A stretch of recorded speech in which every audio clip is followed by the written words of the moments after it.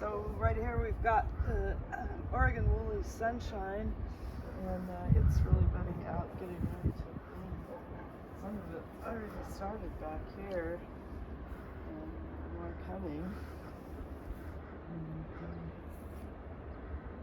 got the evergreen huckleberry. There's a white lavender, not a native, but a pretty plant.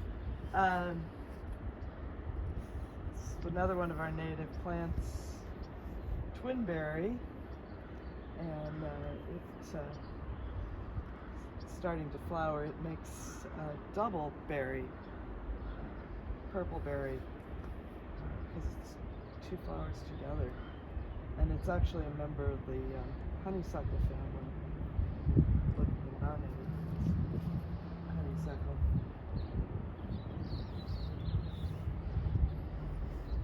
The hummingbirds like those. They really come to the flowers. And birds eat the berries in the winter.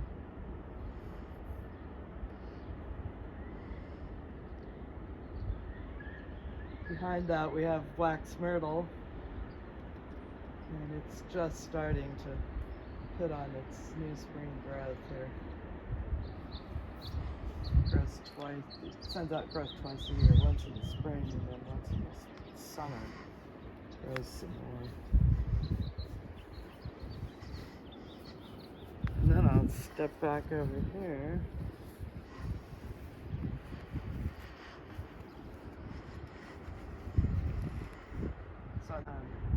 Aster, and there's the small aster and the taller aster throughout the garden. This big patch there. We have yarrow here, just coming back. It'll send up real pretty white flowers. Over here, California poppy. Waiting to see the pollinator that likes that the best. It's not one of our big black bumblebees, but it's like a more orange yellow bee. Let's see if they show up. Back here we have more stuff. Some of it natives. A sea kale over here. Yeah. So anyway, the sea kale comes from Europe, and then it's got flowers coming here. So it got really big last year, and it's getting ready to bloom, and it'll come up and be real pretty with white flowers soonly. Right here we've got some Echinacea angustifolia. Those are not native, but they are really beautiful plants, and they have great seeds for the seed gatherers. There's actually a little new plant here, new one that came from seed, obviously. Back there is a lady fern, and I wasn't sure it was even coming back. A month or two ago, there was nothing there, but it really came out. And this is flowering red currant, and we have a number of them all the way along. This is actually a baby from the original plant. And then we have here, not a native, but a cool plant for coastal climates with salt air, is sea holly, and it grows up really nice, spectacular flowers too. Back there is the large lupin, and it's looking really beautiful. Probably will start to send up flowers soon. Tucked back in there, that needs more light, is the Oregon grape, the tall Oregon grape, and another twinberry there in front of it. More evergreen huckleberry. They've really grown this year. I think they've gotten more protected from everything else. The wind hasn't bothered them so much, and they've really flowered a bunch, so it'll be neat to see, and a lot of new growth. If we get a bunch of berries, the ones up in the state park are also really growing and flowering this year, so I think our mild winter probably helped them to not be to get really good early growth going.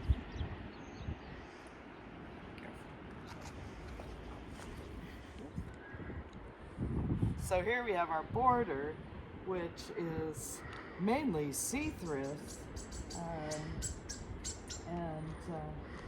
all the way down there they're really blooming. A couple of them here we haven't yet, but they're spectacular. They seed themselves. Sea thrift nursery in here. There's a lot of little tiny ones spread throughout that are growing. I think there's maybe some over here. Yeah, right here we have a little sea thrift nursery. There's a little here. Going clear back into there. More on this side. So each one of those can make a great big plant like this pretty quickly too.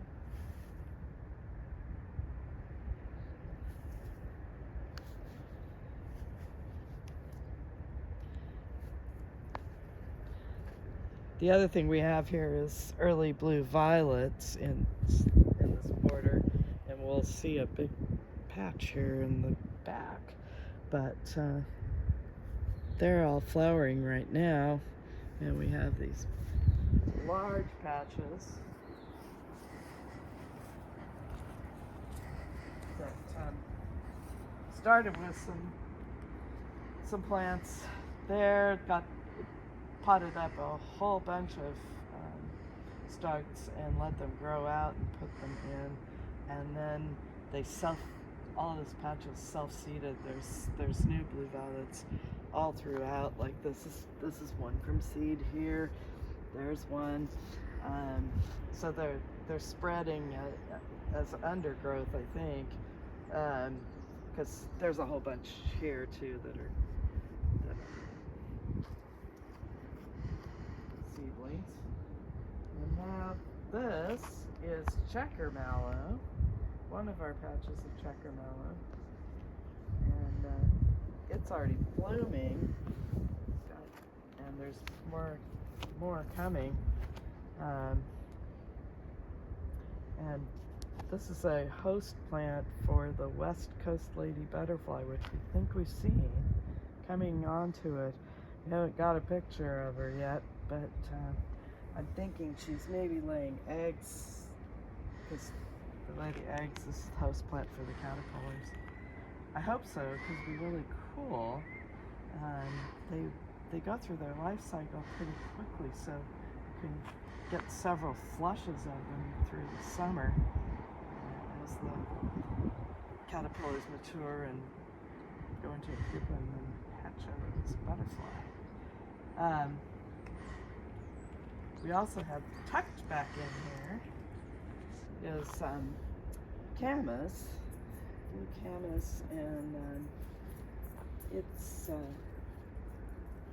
this original plant's growing really well. There's another one back in here. I think it's getting overrun by the other plants, but and then there's another one out here that is a stripy one, which is some that I planted in the front garden.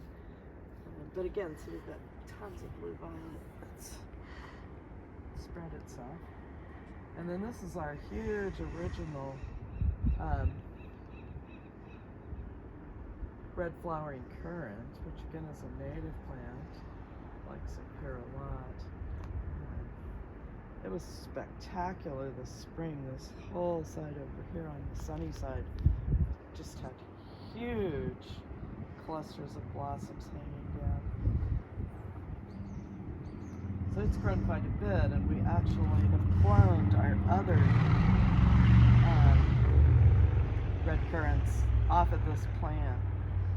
One was layered, that's way down at the end, and these other two came from just sticks that rooted. And behind it is not a native, but the honeysuckle. And it does survive the coastal climate of dry, salty winds in the summer. And makes a lot of beautiful blooms. It also makes berries. It's needing a bit of a trim right now. It's gotten a little out of hand in growth.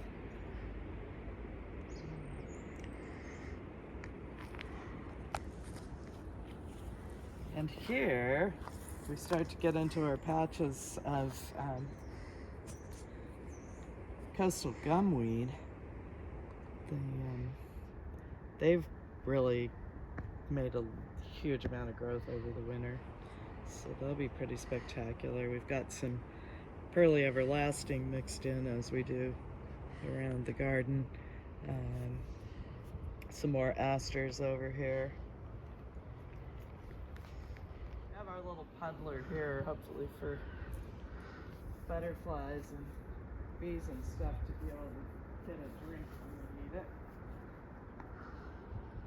And again, our border keeps running.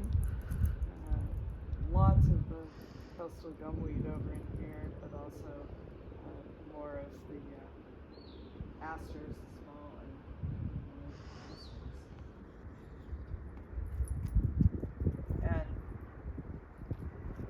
lots and lots of early blue violet. It's full of bloom. We saw a little bee pollinating or nectaring earlier, so pollinating. So be looking to see the seeds, seed pods come, and you have to wait until they're just right before harvesting them, but before they open up and fling their seeds everywhere. But we'll let them fling lots of seeds because it's spreading the patch. More non-natives. Got this. I can't remember what it is. I think it's a lobelia.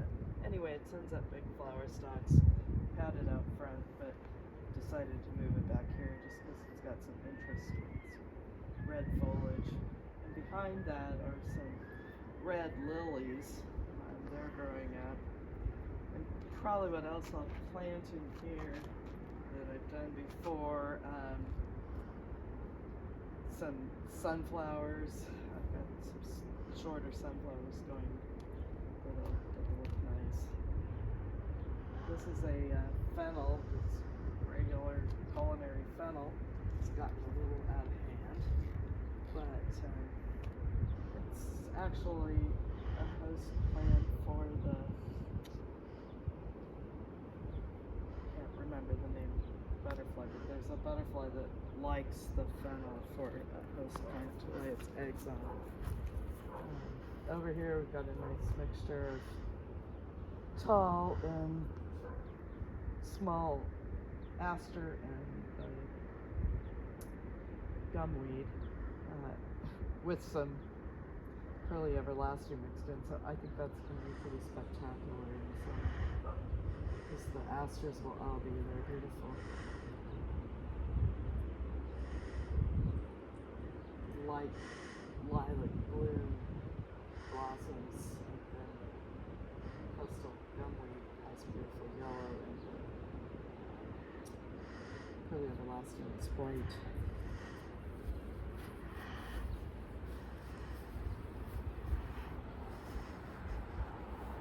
There's a nice blue violet here in bloom and growing, getting bigger. They keep blooming, so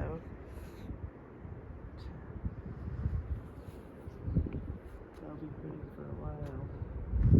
Again, just have this mixture of asters here, mainly the short asters and the tall asters. Mallow, and it's getting ready to bloom. We've got this beautiful buds coming, and it's regrowing I've left the stems with the seeds there to make sure there's no pollinators in this that are still using it. Back in here we've got more of the yarrow, a big twin berry here, starting to regrow and really could use some. Down to the other end of the garden, and we've got a lot more pearly everlasting here because we planted some, and then there was also some planted when the whole garden got planted, and so there's a lot of pearly everlasting. We just kind of cleaned this out because it had turned into a sort of grassy, weedy mess, but there are some nice tall and short asters in here, some woolly sunshine. A real pretty example of the one we made of this year.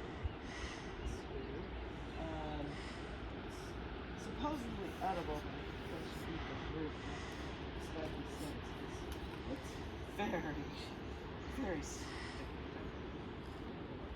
Oh, I just want to check back here. We have another lavender.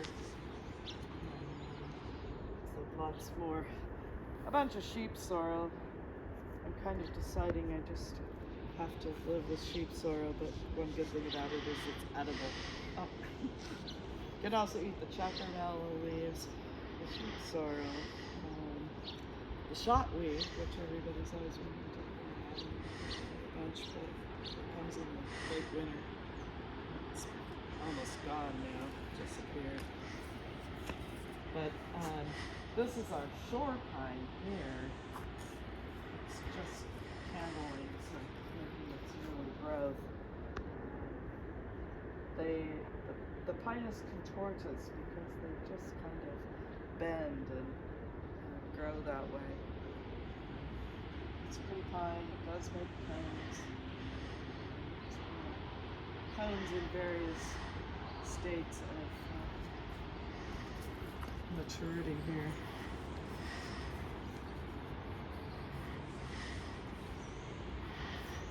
So we've got some cones here that aren't mature yet. The cones on this take several years to mature, so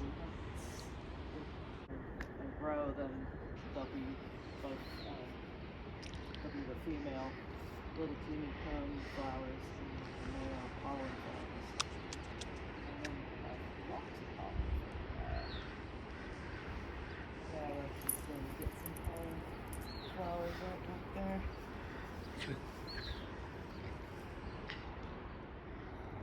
So the whole coastal Oregon, central coastal Oregon pollinator garden